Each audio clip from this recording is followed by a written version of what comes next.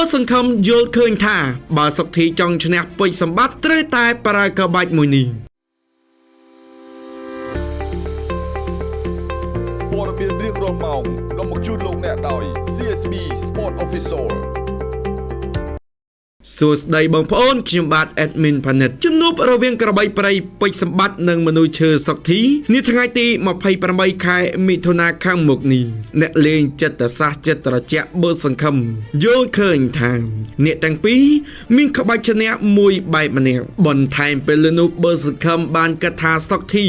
មានភាគរយឈ្នះពេជ្រសម្បត្តិពីព្រោះសុកធីមានក្បាច់គុណច្រើនជាងពេជ្រសម្បត្តិទាំងការឡាំជង្គង់ទាំងអាវុធវាយឆ្ងាយការបិទរបស់គាត់គឺល្អ